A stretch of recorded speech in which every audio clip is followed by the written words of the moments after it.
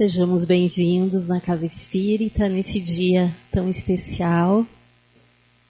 E os benfeitores amigos nos falam que, nesses dias em que nos dispomos a pensar em Jesus e esses espíritos superiores conseguem chegar mais próximos da terra e dos nossos corações.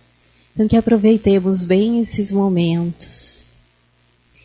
O benfeitor espiritual Emmanuel, num dos seus livros, dos seus romances, no romance Há 2000 anos, que ontem foi o tema da palestra, ele vai nos contar a sua história, a história de uma das suas reencarnações, quando teve a oportunidade de viver em Roma e ocupar um cargo importante na política. Ele era um senador romano, e que num determinado momento da sua vida é convidado pelo imperador a prestar serviços na Judéia.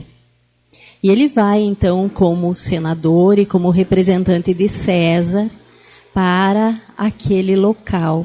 Ele era casado com Lívia, sua esposa, de uma mulher de grande valor moral, de grande espiritualidade, tinha 2 filhos. Um pequeno menino chamado Marcos e sua filha Flávia, então com 6 anos, e que estava adoecida. Os médicos da época não conseguiam o tratamento adequado para a doença, uma doença de pele que causava febres, talvez a hanseníase. E era indicado que eles procurassem um clima mais ameno para poder buscar o tratamento adequado a ela. E ele, então, juntando essas situações de trabalho e também as questões particulares com a doença da filha, vai com a família para a Judéia. Lá, ele começa, então, as suas tarefas como esse representante de César, mas um dia, chegando a casa, muito preocupado com a filha, que não apresentava melhoras, e particularmente naquele dia estava muito abatida, não conseguia quase alimentar-se. A mãe desvelava-se em cuidados, que ele relata no livro, e ele chega então à tardinha, e com os olhos rasos de lágrimas, ele vai até a filha, criança, que todos nós sabemos que quando estão doentes, mobilizam-nos tanto, nos causam apreensões, e ele vai lá e pergunta: filhinha, o que o papai pode fazer por você para que hoje você possa dormir melhor? Queres um brinquedo novo? Papai vai mandar algum mensageiro a Roma para trazer, quem sabe, os teus brinquedos que ficaram lá. E ela, demonstrando todo aquele esforço que tinha que fazer, porque estava muito abatida, vai dizer ao pai, ofegante, com dificuldades de falar: papai, eu quero o profeta de Nazaré. Porque ela tinha ouvido a mãe conversar com a serva, que conhecia um profeta, Jesus, que estava atendendo a muitas pessoas, atendia a todos com muito carinho, com muita atenção, e curava muitos corpos e muitas almas. Públio Lentulus, que era o nome de Emmanuel naquela oportunidade, sentiu-se certamente desconcertado, porque não fazia parte nem das suas crenças e nem da sua posição social ir em busca de sortilégios para curar alguém da sua família. No outro dia, ele conversa com a esposa sugere que ele vá em busca dessa ajuda, já que todos os outros tratamentos não estavam oferecendo nenhum tipo de auxílio e a filha só piorava. E ele então combina com a esposa que vai até o local onde o profeta talvez pudesse passar, mas que não iria procurá-lo. Iria até as margens do lago e, se por alguma casualidade o encontrasse, talvez pudesse conversar com ele.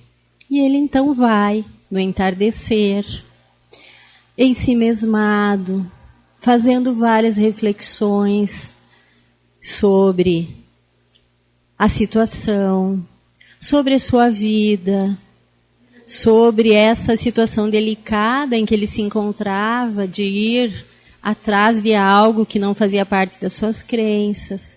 Começou a pensar em que língua iriam se comunicar, já que ele estava lá, mas nunca havia se preocupado em aprender a língua daquelas pessoas. Pensou que provavelmente aquele homem se dirigiria até ele na língua aramaica, que ele não conhecia, mas foi. Muito preocupado, cabisbaixo, e vai caminhando. E ele vai narrar sobre esse encontro. Esse encontro que certamente foi transformador, embora ele não conseguiu, e ele relata isso naquele momento, aceitar o convite de Jesus. Então ele diz, narrando a sua caminhada à beira do lago, que naquele instante, com o espírito como se estivesse sob um império de estranho e suave magnetismo, que ele ouviu passos brandos de alguém que buscava aquele sítio. Diante dos seus olhos ansiosos, estacara a personalidade inconfundível e única. Tratava-se de um homem, ainda moço, que deixava transparecer nos olhos profundamente misericordiosos uma beleza suave e indefinível. Longos e sedosos cabelos molduravam-lhe o semblante compassivo, como se fossem fios castanhos, levemente dourados por luz desconhecida. Sorriso divino, revelando ao mesmo tempo bondade imensa e singular energia. Irradiava da sua melancólica majestosa figura uma fascinação irresistível. Públio sentiu-se arrebatado. Não conseguiu falar. Caiu de joelhos, abandonando a sua posição orgulhosa, e lágrimas escorreram dos seus olhos, que poucas vezes choraram naquela encarnação, porque chorar demonstrava fraqueza. E Jesus, dirigindo-se a ele, não falou. Não falou com palavras articuladas, mas falou de espírito a espírito, numa linguagem que ele compreendeu perfeitamente. E Jesus pergunta para ele o que ele estava fazendo ali, que devia ter procurá-lo em plena luz do dia, como qualquer pessoa o faria. Mas que aquele era um momento muito especial na sua vida, que ele deveria aproveitar. Públio queria falar das dificuldades com a filha, queria falar do que ele estava fazendo ali, mas não conseguiu. E o profeta de Nazaré, Jesus, diz a ele que ele tivesse confiança, que retornasse à casa, porque a filha estaria curada, não pelos seus merecimentos, porque ele não tinha, mas por um anjo que estava na sua casa, a esposa Lívia, que tinha altas qualidades espirituais e morais. E naquele momento, ele olha aquele homem, Públio olha aquele homem que se transfigura, elevando os olhos aos céus e emitindo os seus poderes, os seus fluidos. Ele não sabe explicar, não sabe relatar quanto tempo se passou. Jesus vai embora e ele desfalece.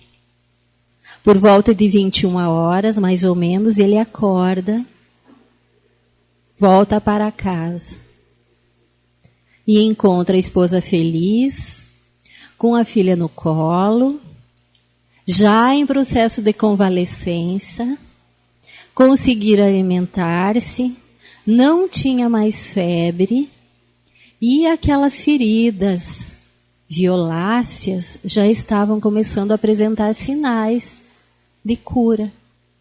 E ela pergunta então a ele o que havia acontecido. E relata que desde o momento em que ele tinha ido procurar Jesus, ela e a serva começaram a fazer preces em favor da filha. Emmanuel nos relata essa passagem, nos relata essa história dessa encarnação no livro, para nos contar das suas dificuldades, que ele também passou pelas situações que talvez nós, em algum momento, também passamos, para nos mostrar o quanto é importante aproveitarmos bem determinados momentos que são especiais. Quem é Jesus para nós? O que nós sentimos? Que emoção desperta em nós a palavra Jesus? Que imagem nos vem? A imagem daquele homem na cruz, sofrendo. A imagem que muitas vezes os templos exibem e que convidam as pessoas a adorar aquele mito. Ou quando nós ouvimos falar Jesus, nós nos lembramos do amigo, da presença espiritual desse pastor das nossas almas, que prometeu que cuidaria de cada uma das suas ovelhas. Nós nos lembramos do Espírito puro, que abandona as esferas resplandecentes onde já residia, porque alcançou esse patamar e vem para a Terra, esse mundo de dificuldades, de sofrimento, de guerras, de violência, de preconceitos. Lá naquele tempo, há 2000 anos, como nos fala o romance, mas que prossegue com essas características ainda hoje, embora tenham acontecido muitas transformações. Jesus é um ser tão grande que não coube no nosso tempo, no nosso calendário, e dividiu a nossa história entre antes dele e depois dele, iniciando uma nova contagem de tempo.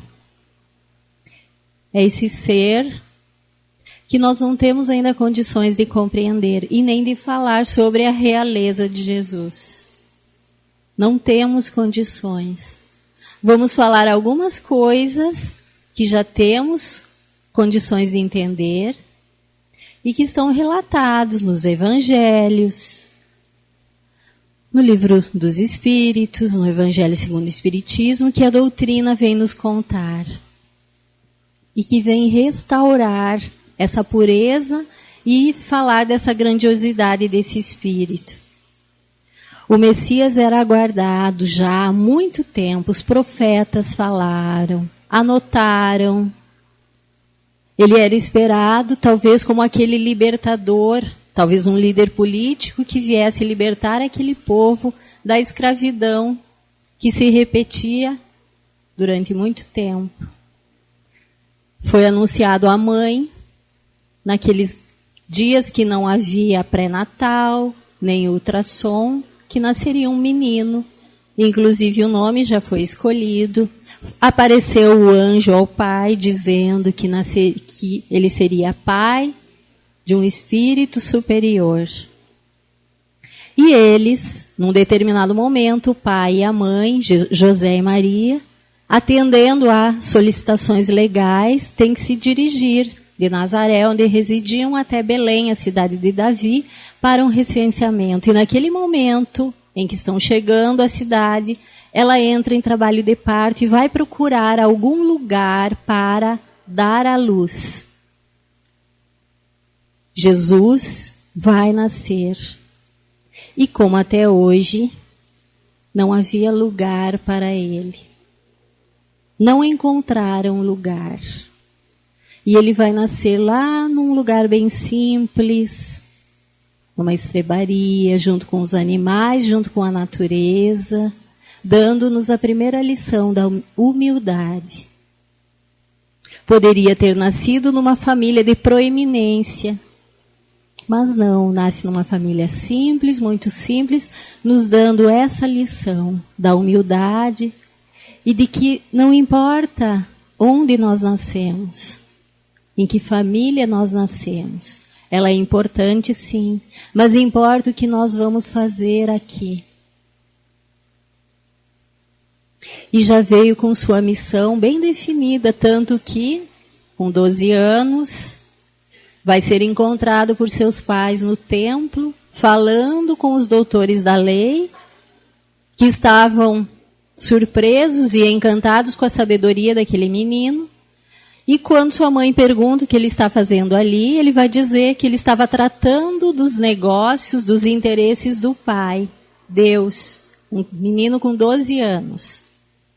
E que ela não deveria se preocupar. O livro dos Espíritos vai nos contar, lá na questão 100 e seguintes, que na verdade não é uma questão, é um ensaio teórico sobre as ordens dos espíritos, a escala espírita. Nós já ouvimos falar dos espíritos puros. E aqui nós vamos encontrar as características dos espíritos puros. São aqueles espíritos que não sofrem mais nenhuma influência da matéria. Têm a superioridade intelectual e moral absoluta, completa, em relação aos espíritos de outras ordens. Já percorreram todos os graus da escala evolutiva. Não precisam mais reencarnar.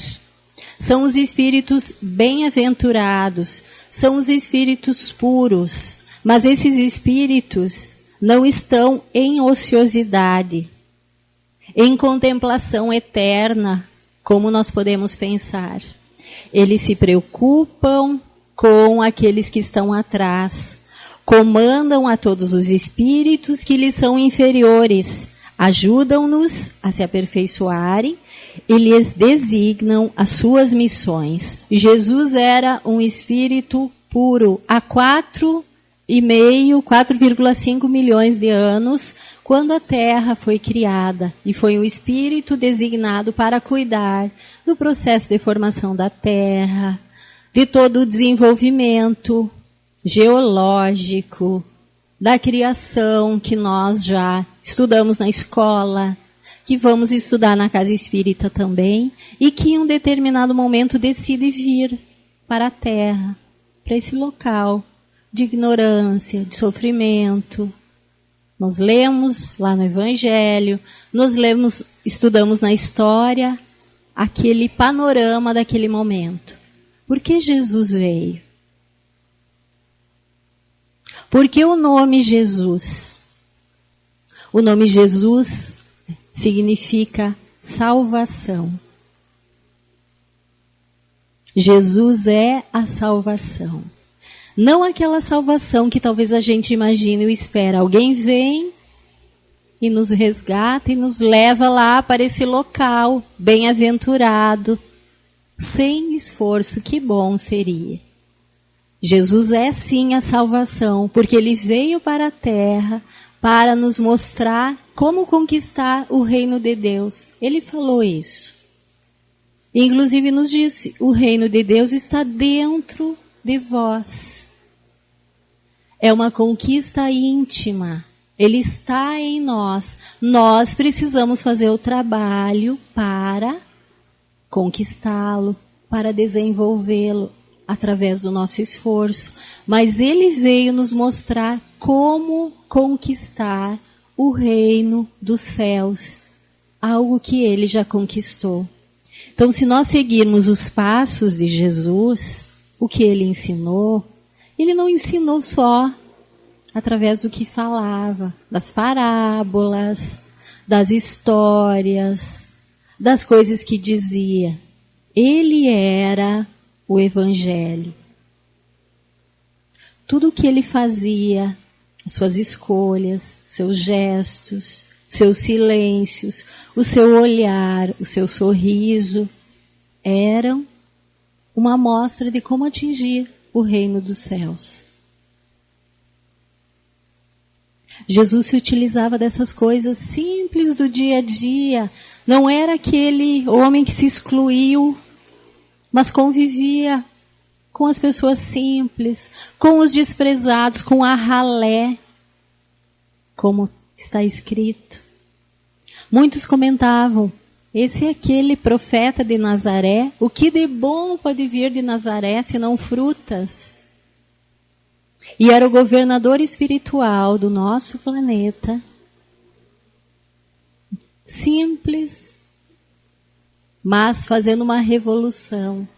Não exterior, não das armas como se esperava, mas a revolução íntima. Porque nenhuma pessoa que tomava contato com Jesus saía igual. Todos se transformavam, uns para melhor. Outros não conseguiam fazer isso. Emmanuel conta que ele não conseguiu naquele momento seguir Jesus. E Jesus o advertiu sobre isso. Que estava nas suas mãos segui-lo, seguir Jesus agora ou depois. Depois do esforço, sofrimento, expiações. E muitas pessoas que tomavam contato com Jesus, porque sua mensagem era a mensagem do amor, da igualdade, da fraternidade, se sentiam com medo e despertavam então em si aqueles sentimentos mais negativos, do ódio, da vingança. E em muitas situações os evangelistas falam das tramas armadas para fazer com que Jesus pudesse ser morto. Várias situações, várias oportunidades. E numa delas aconteceu. Jesus foi crucificado. E não é o sofrimento que torna Jesus grande. É a sua vida. É o ter aparecido depois da sua morte, do seu assassinato, da pena de morte. Porque Jesus sofreu a pena de morte, foi morto, mas aparece 3 dias depois para mostrar que a vida continua. Que tudo aquilo que ele falou era realmente verdade. E que ele continuaria a cuidar do seu rebanho, que somos todos nós. Todos os espíritos que estão ligados ao planeta Terra, encarnados e desencarnados. E em muitas oportunidades continuou aparecendo aos discípulos, a sua mãe, a outras pessoas, mostrando que continuaria por aqui. Enquanto houver uma lágrima na terra, Jesus não descansará. E enviará sempre à terra, como encarnado, espíritos superiores para vir aqui, enxugar as nossas lágrimas, para nos trazer o conforto espiritual, para nos relembrar da sua mensagem, que em muitas oportunidades foi esquecida, foi distorcida, foi utilizada para interesses pequenos, interesses materiais. Esse é Jesus, o nosso amigo. Não é um mito, é alguém que existiu. Alguns estão esperando que Jesus volte, mas na verdade Jesus nunca se foi. Jesus continua conosco. O seu amor envolve toda a terra. Nós sabemos que os nossos pensamentos, as nossas emoções, os nossos sentimentos irradiam-se e formam uma atmosfera fluídica que nos identifica, que muitas vezes nós chegamos próximos a alguém, nós conseguimos sentir bem-estar, alegria, não queremos sair de perto daquela pessoa. Ou, em algumas situações, sentimos mal-estar, uma tristeza, algo até físico. É o que muitos falam ser a aura. Que a nossa ainda é pequena, alguns centímetros. Chico Xavier, quando encarnado, foram feitos estudos e foi medida a sua aura, que alcançava metros. Nós não temos ainda a condição de entender isso. Imaginemos a irradiação fluídica de um espírito puro como Jesus. Ele não está distante de nós. Ele nos envolve a todos com o seu amor, com o seu cuidado. E nunca se foi. Nunca abandonou a terra. Está nos esperando. Está nos chamando há muito tempo. E há muito tempo nós aceitamos, dizemos que vamos segui-lo, fazemos os nossos votos, mas aí chegam as outras situações, os outros interesses, nós acabamos nos desviando da rota. Por isso que a trilha de Jesus ainda é pouco frequentada. Poucos querem passar por aquela porta estreita que ele convidou a todos para passar. Mas ele tem paciência e ele nos espera.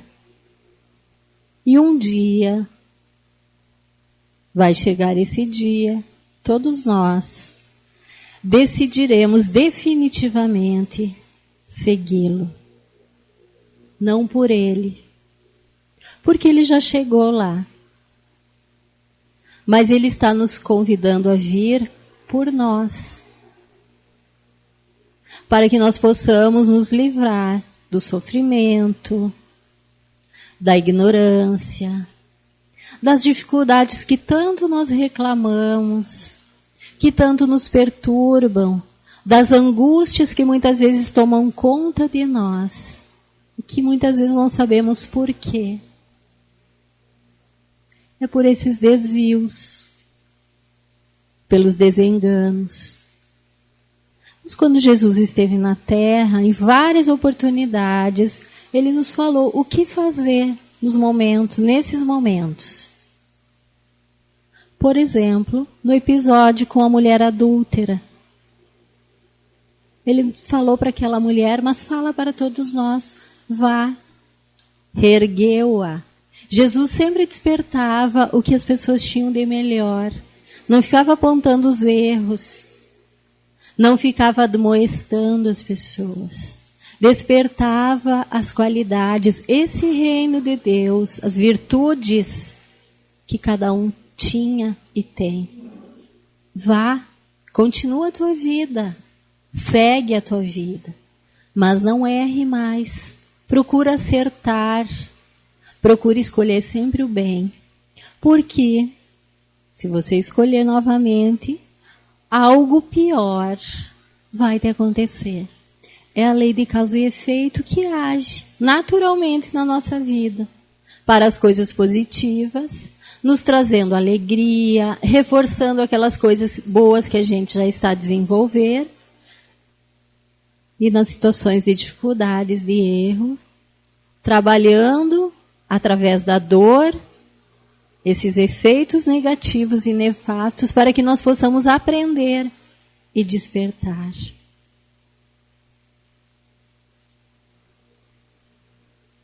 Já conhecemos talvez a história que aquelas pessoas estavam reunidas para conhecer o quadro, um novo quadro, uma nova obra de arte que um pintor havia feito durante muito tempo.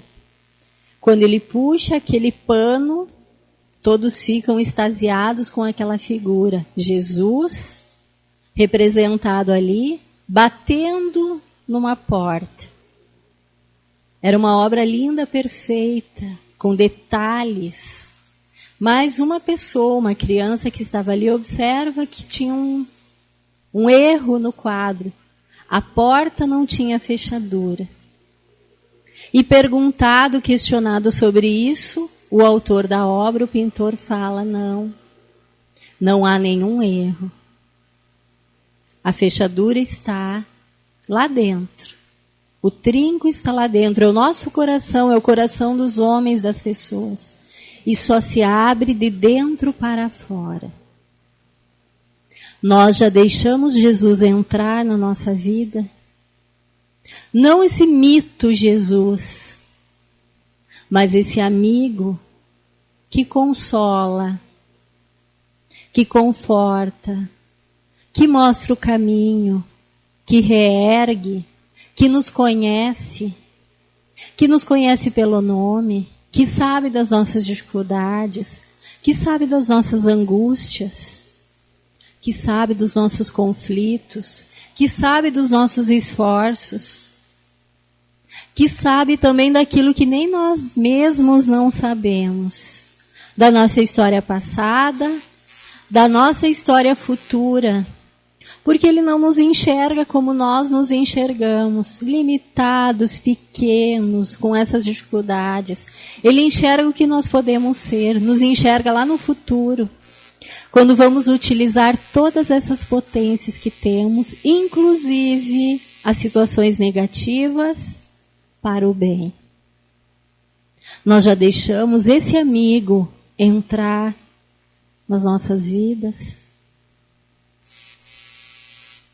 Hoje é dia de Natal. Grande parte do mundo relembra do nascimento de Jesus. Não importa a data. Não importa saber se foi hoje, se foi em abril, se foi 4 anos antes, ou 6, ou depois. Importa saber que Jesus nasceu. E que Ele quer nascer no nosso coração. Permitamos que a partir de hoje, não porque alguém falou, mas porque nós queremos.